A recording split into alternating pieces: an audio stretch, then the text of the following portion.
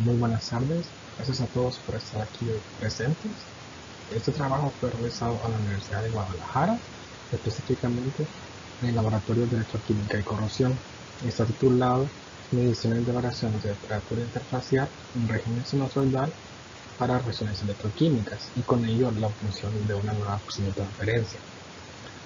Ahora bien, como una vez de introducción, pues vamos a hablar en primer lugar de lo que es la impedancia en la electroquímica, o más conocida como EIS. Y es, bueno, para recordar, es en la cual le aplicamos a una interfaz electroquímica o a una celda una señal sinusoidal de potencial que depende de una frecuencia variable omega.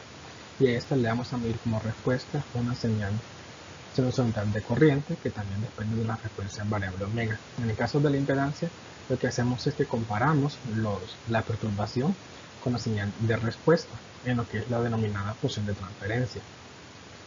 Usualmente, pues esta función de transferencia la representamos como espectros y en este caso podemos ver lo que es el espectro para la impedancia, en la que vemos la componente imaginaria graficada como la componente real. Un problema de estos resultados es que para su interpretación adecuada necesitamos modelos, ya que a través de una inspección es posible inferir muy poca información correctamente. Entonces con ello, pues al hablar de lo que es la interpretación en modelos para impedancia, surge la interpretación más típica, que es la realizada por circuitos equivalentes. En esta lo que tratamos de hacer es hacer un arreglo de un circuito usando resistores, capacitores e inductores, por ejemplo, para tratar de reproducir la misma respuesta experimental que obtuvimos en el espectro. Por ejemplo, en este caso, en el 2007, observamos este bucle en el primer cuadrante. Esos autores encontraron que este circuito era el que se contaba en la literatura para esta respuesta, pero ellos también pudieron encontrar otros dos circuitos por su cuenta que también reproducían la misma respuesta. Entonces, en este caso, pues surge la pregunta, ¿cuál de esos tres circuitos es el que de verdad está describiendo el fenómeno real?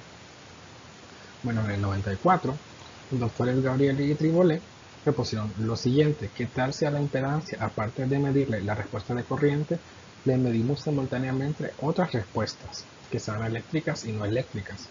Por ejemplo, la capacitancia, la entalpía, la masa, entre otras. Siguiendo esta premisa, nosotros proponemos lo siguiente: si a la impedancia ahora, como respuesta de salida, le medimos también la respuesta de temperatura, o sea, que también va a ser sinusoidal y que también va a depender de la frecuencia variable omega. Ahora bien, esta temperatura va a ser como respuesta a la aplicación del potencial y va a estar asociada a la temperatura interfacial de la reacción electroquímica. Y ahora, y es más, estos resultados lo que vamos a hacer es vamos a comparar la respuesta con la perturbación, es decir, obtener una función de transferencia a la cual llamamos bit, que es por sus siglas en inglés de la función de transferencia para la elaboración de la temperatura interfacial. Entonces, este es el objetivo de nuestro trabajo. Luego, entonces, y para ello, lo primero que hicimos fue construir un montaje experimental. Para medir la temperatura usamos un termistor, que es una resistencia que depende de la temperatura. Vemos cómo cambia su comportamiento a medida que la temperatura avanza. Y este sensor del termistor lo colocamos dentro, por ejemplo, de un disco de grafito para obtener un electrodo termistor que era capaz de medir la respuesta eléctrica y la respuesta de temperatura simultáneamente. Entonces, ese termistor lo colocamos lo colocamos como parte de un puente de Wheatstone. El puente de Wheatstone pues es un circuito, como el que vemos en la figura, que está alimentado de una fuente de voltaje constante. La idea de este circuito específicamente es que ambos lados del circuito sean exactamente iguales para que el voltaje de salida sea cero. Entonces, ¿esto cómo lo logramos? Y colocamos en cada mitad de cada lado, es decir, R1 y R2, dos resistencias exactamente iguales, de 100 kilo ohms. Y en la otra mitad de cada lado colocamos dos resistores, uno en cada lado, y los dos son exactamente iguales. Uno estaba colocado dentro del electrodo de trabajo y el otro estaba colocado dentro de la solución. ¿Por qué se busca eso? Ya que lo que se busca es que en el equilibrio térmico ambos lados están exactamente iguales y por lo tanto el voltaje de salida sea cero. Pero cuando la reacción electroquímica comience, este lado va a cambiar y el puente se va a desbalancear. Entonces ese desbalance lo asociamos con un cambio de temperatura de la reacción electroquímica. Y este dato, muy importante porque este dato que se obtiene aquí es análogo. Lo que hicimos fue que lo digitalizamos usando un multímetro. Luego entonces con lo anterior pasamos a hacer lo que es pues, el último paso, que es muy importante para medir la vid, y ese es saber en qué rango de frecuencia vamos a medir. Bueno, entonces por ejemplo, primero cuando vemos la vid estamos conscientes de que estamos aplicando una señal eléctrica de potencial y estamos midiendo una respuesta térmica de temperatura. La respuesta térmica en este caso pues, asociada con el calor de la reacción va a ser una respuesta que va a llevar un desfase. Por lo tanto, a altas frecuencias no vamos a ser capaces de medir la vid. Pero entonces, ¿a partir de qué frecuencia? Entonces, para ello usamos lo que es un concepto que se llama el límite de cuantificación del sistema. El límite de cuantificación es la cantidad menor de una variable, en este caso de temperatura, que yo puedo medir, por ejemplo, con una precisión del 90%. Nosotros encontramos que ese valor era de 5 milikelvins, que era lo menos que podíamos medir, y con ello definimos que el rango de la vid era efectivamente en un rango de bajas frecuencias, es decir, de 50 a 1 MHz. Luego entonces el sistema redox que investigamos fue el ferrocianuro y cada uno con 0.1 molar. Esta concentración es inusualmente alta, pero es lo que se recomienda en la literatura para obtener una señal de ruido baja en comparación a la señal de respuesta del sistema. Y lo que hicimos fue que estudiamos los sistemas, el sistema a través de dos técnicas electroquímicas.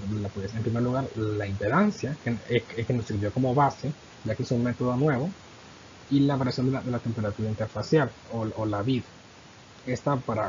Y luego las intercomparamos. Entonces con ello hicimos en primer lugar la impedancia, y como podemos ver en la lámina, tenemos aquí representado lo que es el típico espectro de impedancia que se esperaría en la literatura.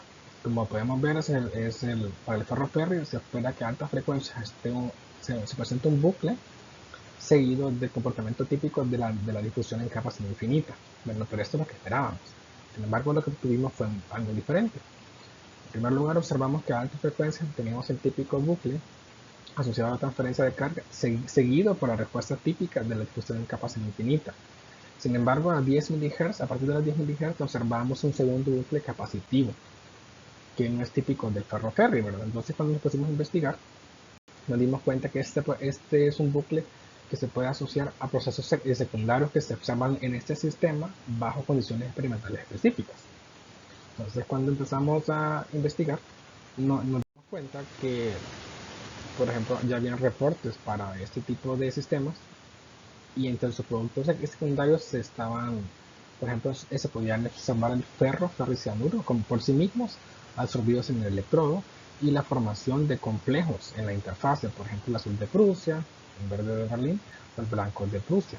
Y entre los muchos factores experimentales que se podían encontrar, el que nosotros encontramos que se más acercaba a nuestras condiciones era la alta concentración del ferroferrio, que promovía la existencia de estos procesos secundarios.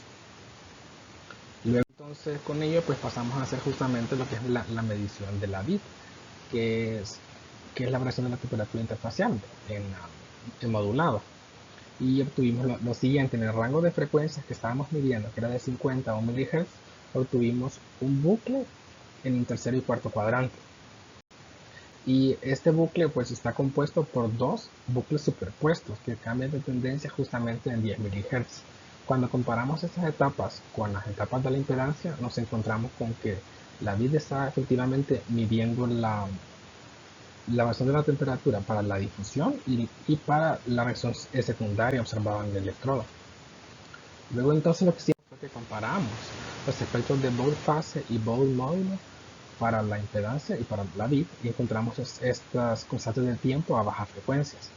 Y entonces lo que nos llama la atención, que es muy importante, es que son similares en orden de magnitud, y lo más importante es que la constante de tiempo para la vid es mayor que para la impedancia, y que es justamente lo que esperamos para una respuesta térmica. Luego entonces con ello concluimos la estrategia experimental que utilizamos para la función de transferencia interfacial de la vid ha demostrado tener una alta sensibilidad a los procesos interfaciales que ocurren a bajas frecuencias. Y con eso cerramos nuestra investigación y pues con los agradecimientos correspondientes al equipo de CONACYT y al coordinador del programa del doctorado.